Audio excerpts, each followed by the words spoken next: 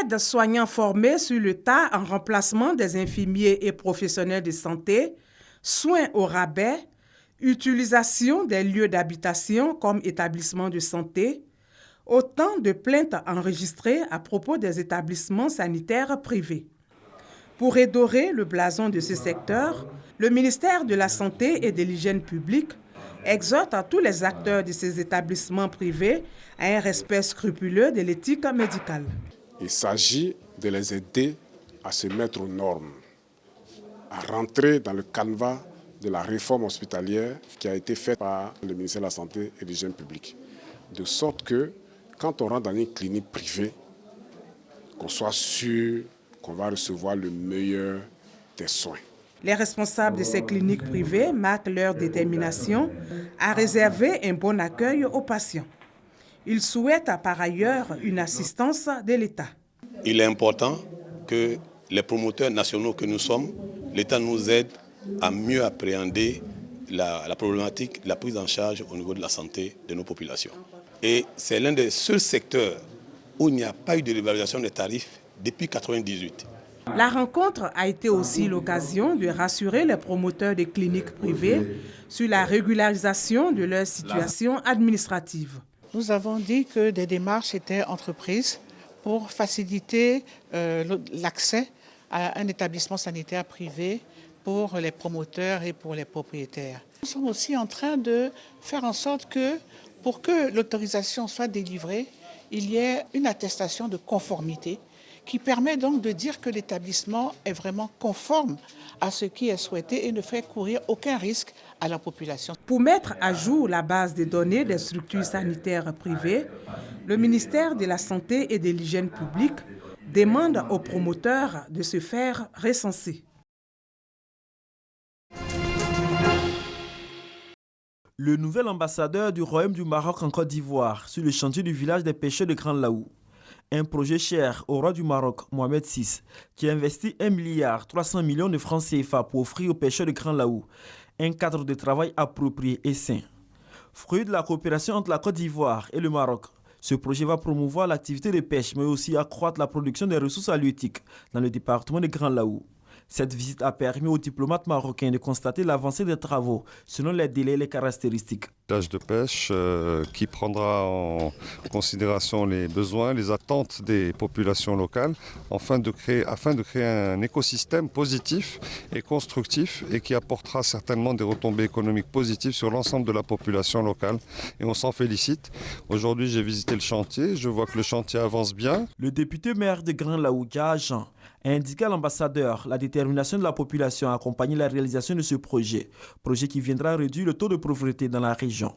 Ça va non seulement permettre aux jeunes d'avoir des emplois, aux femmes d'avoir des emplois, à l'activité de pêche de redémarrer et d'être boostée davantage. N'oublions pas que Grand Laou est la zone la plus riche en ressources halieutiques au niveau de la Côte d'Ivoire. Nous faisons plus de 52% des ressources halieutiques en termes de production. Donc ce grand projet vient aider en tout cas véritablement à relancer les activités économiques au niveau de cette zone. Le village des pêcheurs de Grand Laou sera bâti sur une superficie de 1 hectare dans le village de Laou-Kwanda. Ce projet ivoiro-marocain va créer 100 emplois directs, principalement les jeunes. La fin des travaux est prévue pour le 4e trimestre de cette année 2017.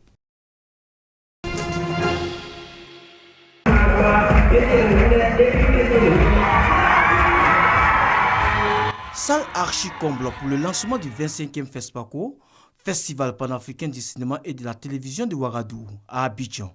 Cette année, la présence de la Côte d'Ivoire comme pays invité d'honneur est la matérialisation de la coopération sud-sud. Le choix porté sur la Côte d'Ivoire se justifie par notre volonté commune de mettre en lumière le dynamisme de l'industrie ivoirienne du cinéma et de l'audiovisuel et de favoriser ainsi un échange d'expériences. Le cinéma ivoirien a fortement marqué l'histoire du FESPACO avec des cinéastes de grande renommée, tels que les doyens Henri Duparc, Fadiga Kramo Lassiné et Nyom Bala. En qualité de pays invité d'honneur, je puis vous assurer que la Côte d'Ivoire pourra montrer la richesse et la diversité de son patrimoine culturel et cinématographique en présentant des films de long métrage, de courts-métrages, des documentaires et des films écoles. L'honneur fait à la Côte d'Ivoire est salué par les nombreux artistes. C'est un symbole très fort. Quand on sait l'histoire qui existe entre les deux pays, la Côte d'Ivoire et le Burkina, qui sont des pays frères. Le délégué général du FESPACO, Ardiouma Souma, a saisi l'occasion pour dévoiler la liste des 20 films en compétition pour l'étalon d'or du Yenenga. La Côte d'Ivoire sera présente à ce grand rendez-vous avec 2 films, L'interprète et Innocent malgré tout. Pour la cérémonie d'ouverture de ce 25e FESPACO, Alpha Blondy, la méga star du reggae ivoirien, est annoncé à Ouagadougou.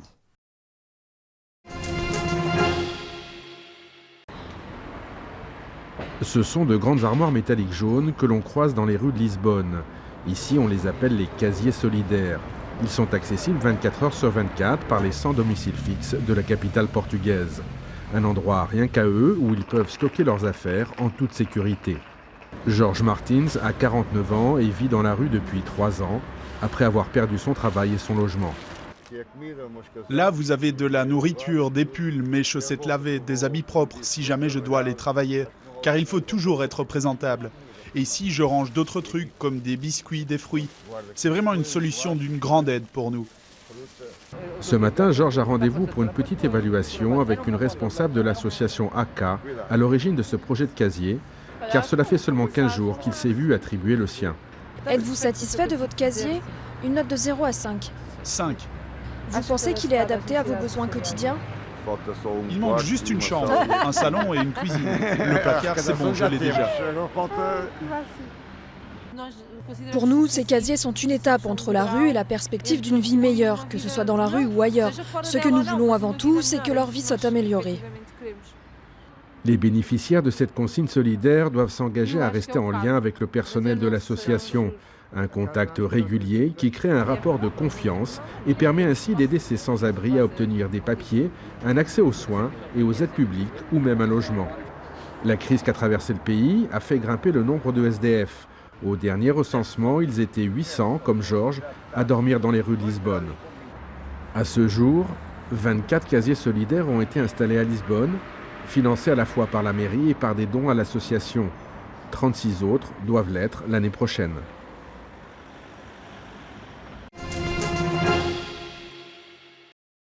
« 5 janvier 1885, un journal de Washington fait mention dans ses colonnes du mot hamburger pour désigner le fameux steak de Hambourg. Le hamburger, comme son nom l'indique, y est né.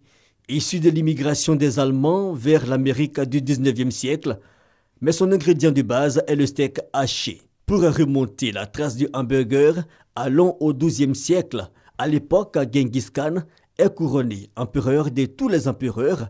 Ses cavaliers avaient pris pour habitude de transporter de la viande hachée placée sous leur selle afin de l'attendrir et manger facilement durant le voyage. Au milieu du 19e siècle, de nombreux Allemands quittent le pays pour l'Amérique. Sur le bateau, le steak de bœuf est le principal plat servi. Le 5 janvier 1885, un journal de Washington mentionne le fameux mot dans ses colonnes.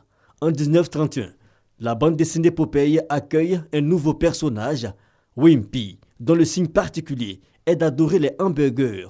Sa popularité est telle qu'une chaîne de restaurants de hamburgers voit le jour. En 1940, 2 frères décident de monter un stand de vente de hamburgers à Santa Bernardino. Maurice et Richard McDonald ont la bonne idée de proposer le self-service à leurs clients. Ils deviennent très vite célèbres dans toute la Californie. Le concept McDonald's finit par conquérir la planète avec pour principal ingrédient le hamburger. Bon appétit!